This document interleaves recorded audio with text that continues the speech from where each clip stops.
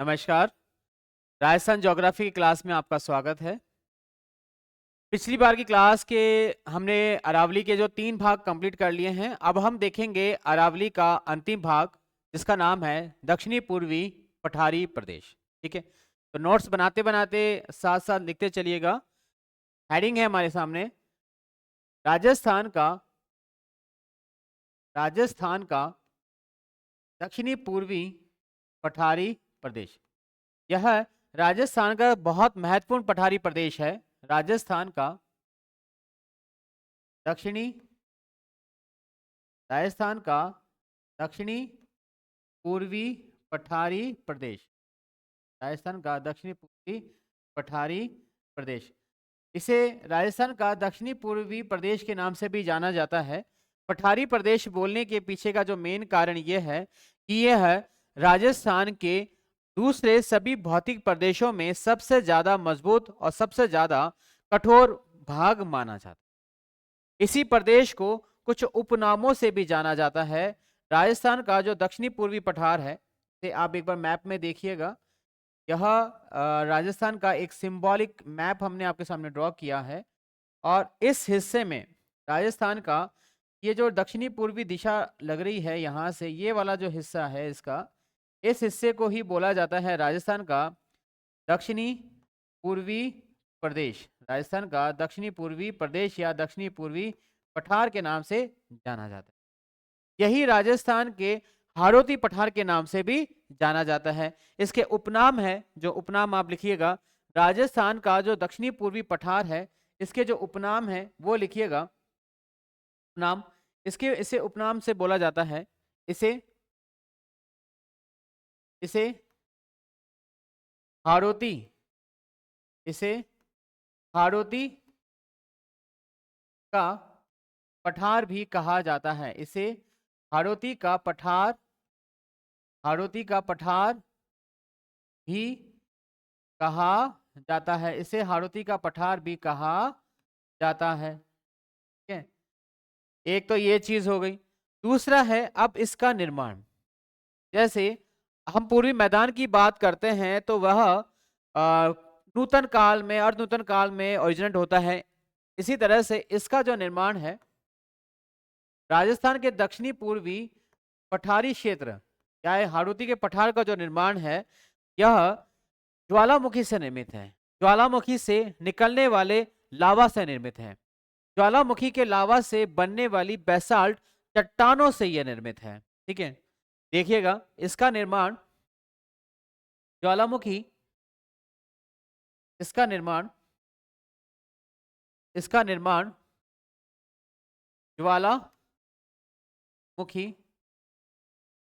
से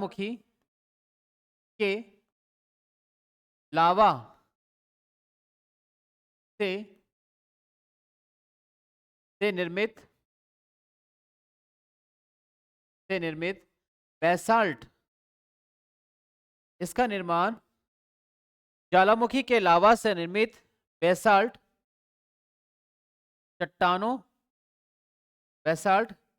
चट्टानों से हुआ है। बेसाल्ट चट्टानों से हुआ है। ठीक है, अब यह ज्वालामुखी से निर्मित है, इतना कठोर कैसे है इसे भी हम देख लेते हैं एक बार। देखिएगा,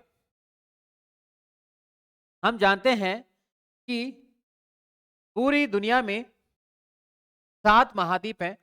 उन 7 महाद्वीपों में दूसरा सबसे बड़ा जो महाद्वीप है, उस महाद्वीप का नाम है अफ्रीका। यह है विश्व का दूसरा सबसे बड़ा महाद्वीप है। इसी अफ्रीका महाद्वीप का ही एक हिस्सा है जो भारत में जुड़ा हुआ है, और वह हिस्सा है दक्षिण का दक्कन पठार। यह जो हिस्सा है इसी एरिया में फिट हुआ करता था, और यह यहां से निकलकर एशिया महाद्वीप में लिंक हो गया।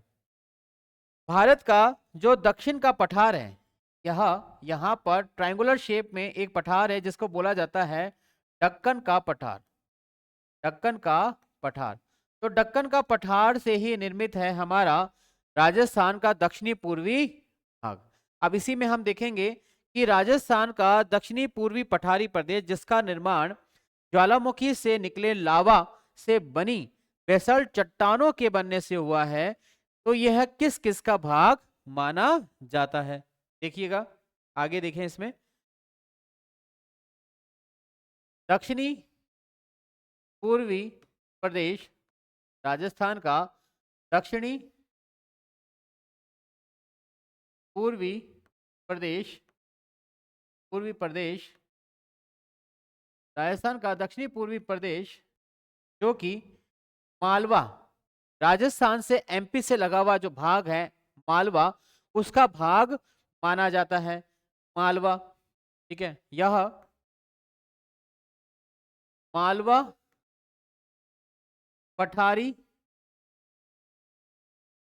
क्षेत्र का भाग, क्षेत्र का भाग, मालवा पठारी क्षेत्र का भाग। मालवा जो पठारी क्षेत्र है, यह ढक्कन के पठार का भाग माना जाता है, इसीलिए दक्षिणी पूर्वी पठारी प्रदेश भी ढक्कन के पठार का भाग, ढक्कन के पठार का भाग यह माना जाता है। तीसरा है इसमें, ढक्कन का पठार जो है वह इंडियन पेनिसुला यानी दक्षिणी प्रायद्वीप का सबसे बड़ा भाग माना जाता है, तो यह दक्षिण प्रायद्वीपीय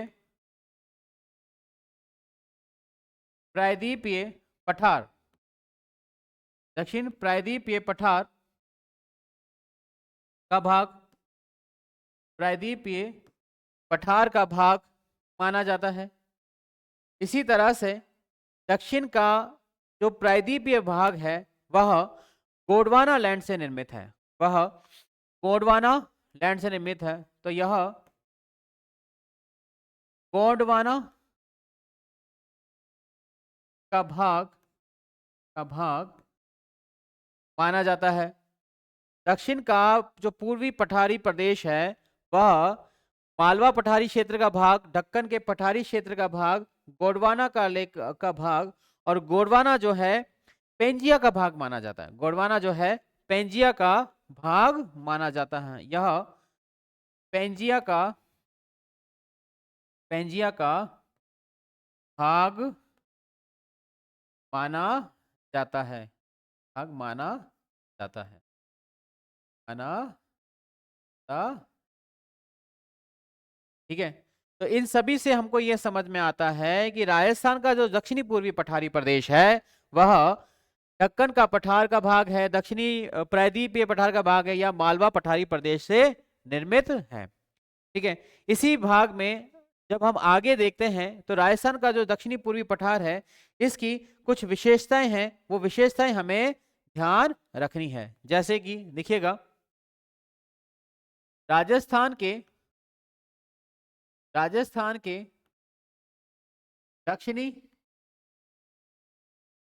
दक्षिणी पूर्वी प्रदेश, राजस्थान के दक्षिणी पूर्वी प्रदेश की विशेषताएं, इसकी कुछ विशेषताएं ऐसी हैं जो इसे बाकी क्षेत्रों से अलग कर देती है, वही हमारे काम की हैं। जैसे इसमें पहली विशेषता जो है, इसका निर्माण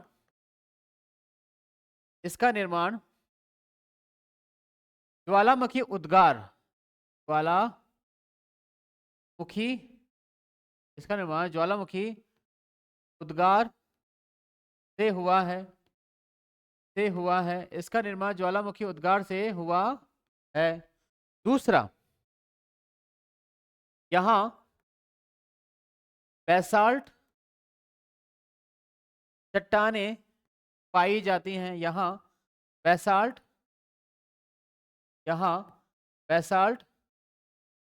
चट्टानें पाई जाती हैं, यहां बेसाल्ट चट्टानें पाई जाती हैं। ठीक है, तीसरा, यहां काली या ब्लैक सॉइल रेगुर मिट्टी पाई जाती है, जाती है, पाई जाती है। अगला, यह राजस्थान का यह राजस्थान का सबसे राजस्थान का सबसे कठोर राजस्थान का सबसे कठोर यानी बहुत ज्यादा स्ट्रांग कठोर भाग है।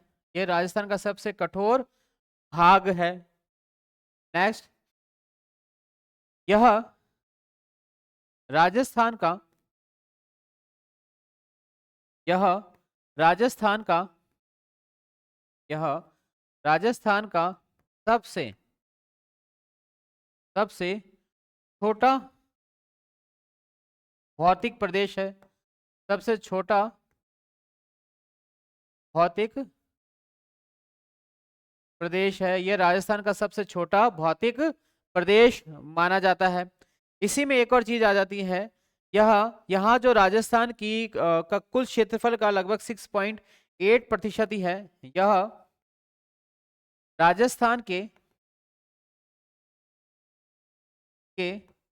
कुल भौगोलिक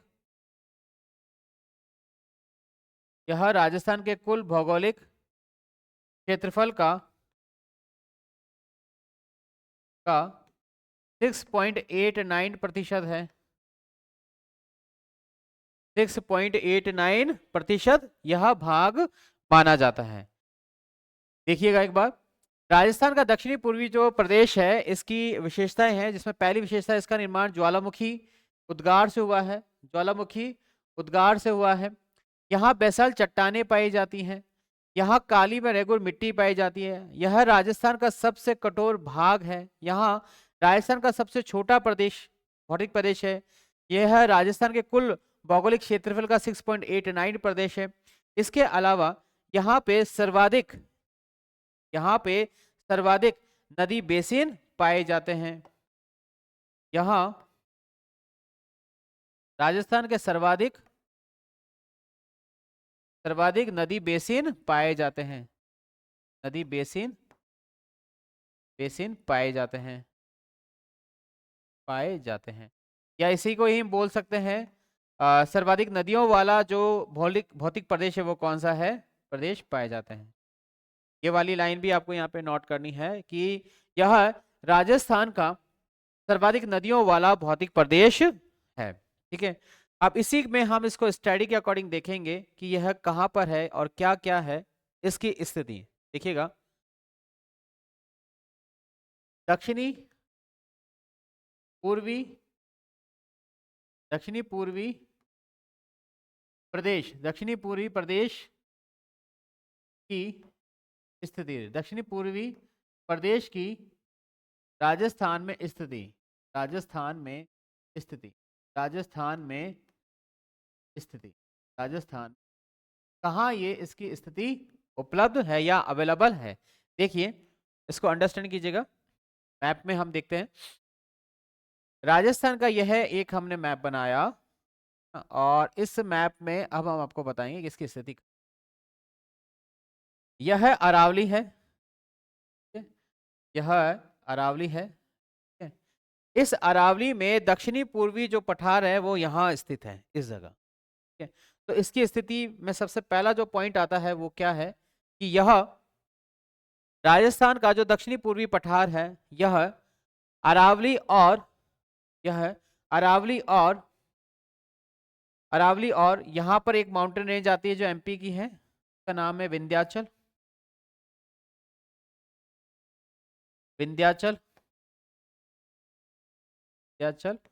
पर्वत श्रेणी, विंध्याचल पर्वत श्रेणी। ठीक है, विंध्याचल पर्वत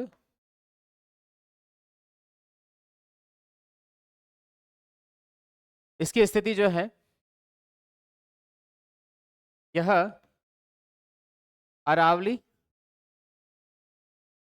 और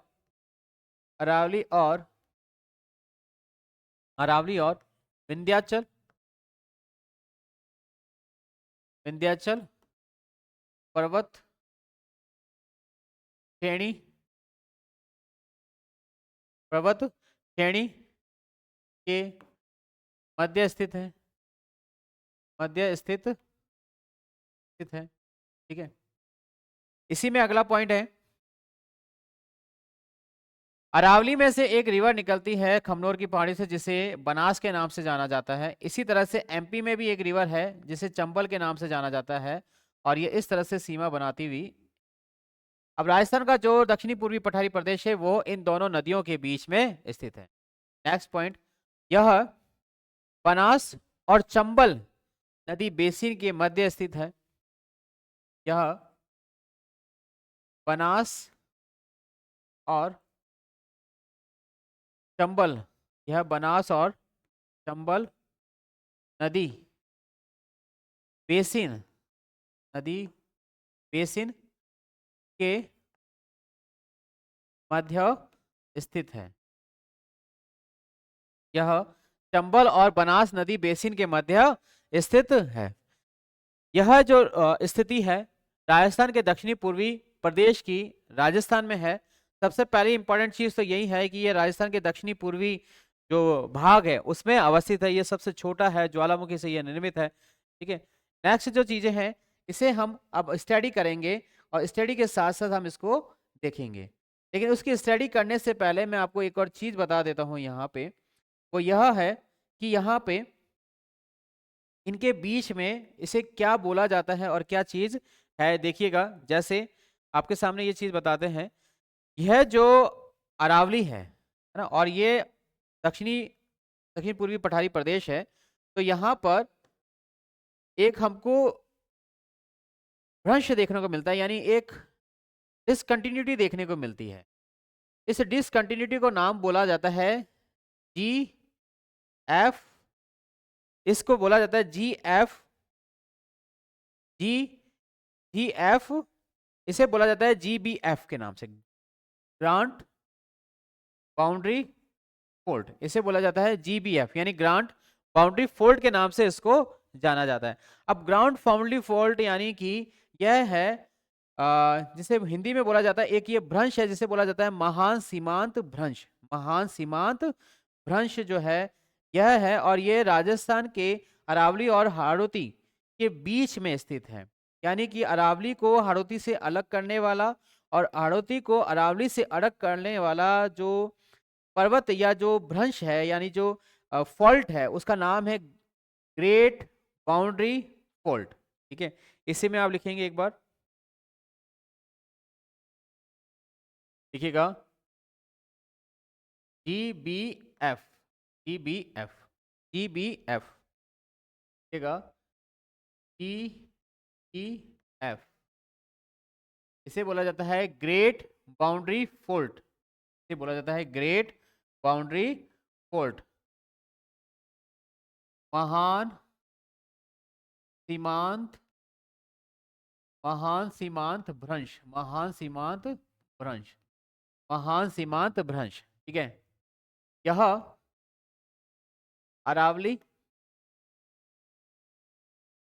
यह अरावली को हाड़ौती से अलग करता है और हाड़ौती को अरावली से अलग करता है। दैट्स मीन्स यह अरावली और हाड़ौती के मध्य स्थित है। यह अरावली और हाड़ौती के पठार यानी दक्षिणी पूर्वी पठार, हाड़ौती के मध्य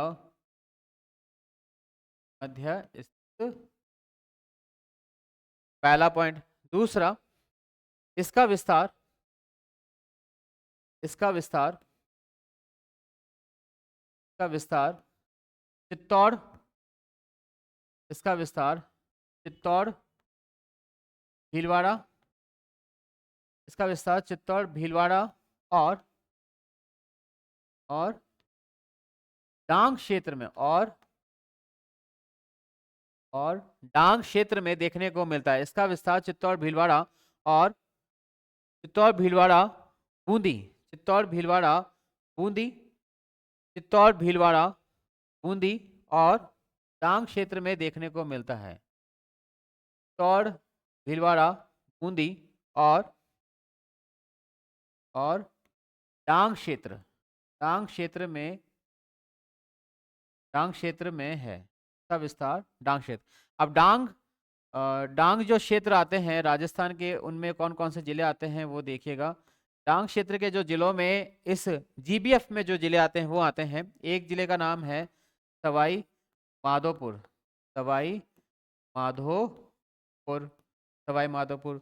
दूसरे जिले का नाम है करौली, दूसरे जिले का नाम है करौली, और तीसरे का नाम है धौलपुर, धौलपुर। ये तीनों जिले जो हैं डांग क्षेत्र से संबंधित हैं और इन्हीं में जीबीएफ का जो है विस्तार पाया जाता है। सबसे इंपॉर्टेंट चीज इस हाड़ौती प्रदेश की वो ये है कि राजस्थान में बने अभी नवीनतम जिलों में से कोई भी नया जिला इस दक्षिणी पूर्वी पठारी प्रदेश में नहीं बना है। अभी यहाँ पे भी वही जिलों की संख्या है जो पहले हुआ करती थी। ठीक है, नेक्स्ट पॉइंट है, ठीक है, अध्ययन की दृष्टि से अब इसको हम स्टडी करेंगे अलग अलग दृष्टि से। देखिएगा, अध्ययन की दृष्टि से इसे दो मुख्य भागों और तीन गौण भागों में विभाजित किया जाता है। It's classified in the term of study in two part mainly and three part secondary। अध्ययन की दृष्टि से, अध्ययन की दृष्टि से इसे दो मुख्य भागों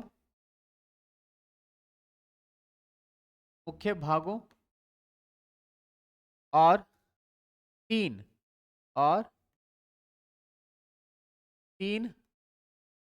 गौण भागों में, इन गौण भागों में विभाजित किया जाता है। गौण भागों में विभाजित किया जाता है, गौण भागों में किया जाता है। ठीक है, राजस्थान का जो दक्षिणी पूर्वी पठारी प्रदेश है इसे स्टडी की यानी अध्ययन की दृष्टि से तीन भागों में और फिर उसे गौण दृष्टि से तीन भागों में इसको हम देख लेते हैं।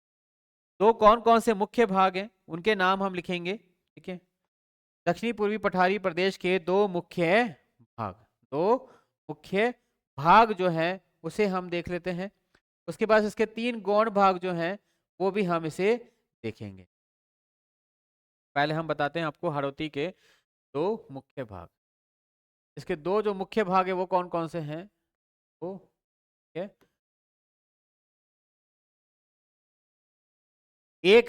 एक का नाम है दक्कन का लावा पठार और दूसरा विंध्य कगार भूमि।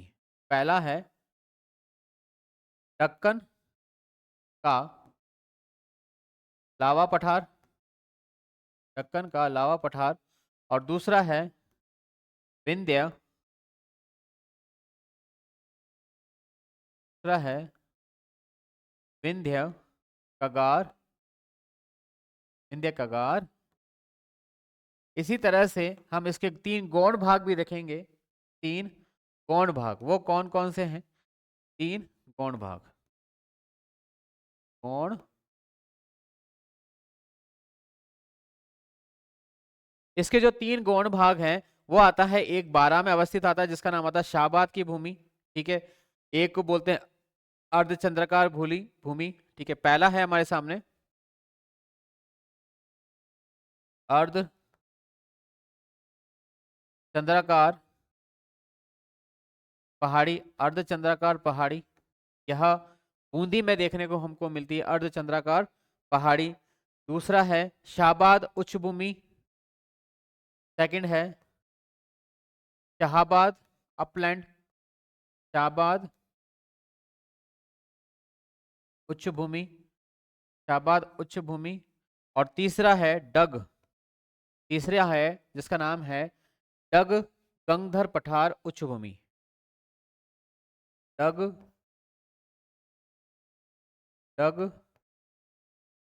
गंगधर पठार उच्च।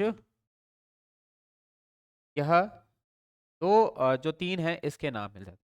देखिए, अर्धचंद्राकार जो पहाड़ी है ये हमें देखने को मिलती है बूंदी में, और यही हमको देखने को मिल जाती है मुकंदरा हिल्स में।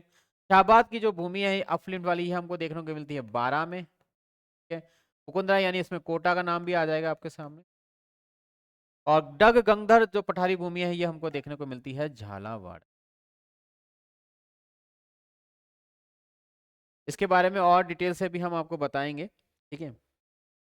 तो ये दक्षिणी पूर्वी पठारी जो प्रदेश था, अ, आपके सामने हमने बताया है कि इसका जो निर्माण है, तो सबसे पहले हमने आपको दिखाया कि राजस्थान का दक्षिण पूर्वी पठारी प्रदेश है, इसे हाउड़ी के पठार के नाम से भी जाना जाता है। इसका निर्माण ज्वालामुखी के लावा से निर्मित बेसाल्ट चट्टानों से हुआ है, ठीक है। यह है इसकी स्थिति है दक्कन के पठार का ये भाग माना जाता है। दक्षिणी पूर्वी जो है प्रदेश है, इसको ये मालवा के पठारी प्रदेश का भाग माना, दक्कन के पठार का भाग माना जाता है, दक्षिणी प्रायद्वीपीय पठार का भाग माना जाता है, गोंडवाना का भाग माना जाता है और ये पेंजिया का भाग माना जाता है। इसकी विशेषताएं हमने आपको बताई कि इसका निर्माण ज्वालामुखी उद्गार से हुआ है, यहाँ बेसाल्ट चट्टानें पाई जाती हैं, यहाँ काली और रेंगुर मिट्टी पाई जाती हैं। यह राजस्थान का सबसे कठोर भाग है, यह राजस्थान का सबसे छोटा भौतिक प्रदेश है। यह राजस्थान के कुल भौगोलिक क्षेत्रफल का 6.89% है। यहाँ सर्वाधिक नदी बेसिन या सर्वाधिक नदियों वाला जो भौतिक प्रदेश है वो कौन है? दक्षिण का पूर्वी है। इसके बाद हमने इसकी स्थिति राजस्थान के मैप में देखी कि यह जो है अरावली और विंध्याचल पर्वत के बीच में स्थित है, ये बनास और चंबल नदी के बीच में स्थित है। इसमें फिर हमने आपको बताया GBF का नाम के बताया, ग्रेट बाउंड्री फॉल्ट के बारे में बताया। यह महान सीमांत भ्रंश है जो अरावली और हाड़ौती के मध्य स्थित है, जिसका विस्तार चित्तौड़, भीलवाड़ा, बूंदी और डांग क्षेत्र में है। डांग क्षेत्र में जिलों के नाम बताए, सवाई माधोपुर, करौली और धौलपुर के नाम बताए। अध्ययन की दृष्टि से इसको फिर हमने दो मुख्य भागों और तीन गौण भागों में विभाजित किया। इसके दो मुख्य जो भाग हैं वो कौन से? दक्कन का लावा पठार है और विंध्य ककार भूमि। इसी तरह से इसके तीन गौण भाग हैं वो कौन कौन से? अर्धचंद्राकार पहाड़ी है जो कि मुकुंदरा हिल्स यानी कोटा में स्थित है। दूसरा शाहबाद की उच्च भूमि है जो बारा में स्थित है। और तीसरी है डंग गंगधर का पठार या उच्च भूमि है जो कि झालावाड़ में स्थित है। यहाँ से फिर हमारे जो है सारी चीजें। अब इसी जो पठारी भाग का जो दूसरा भाग है, थैंक यू।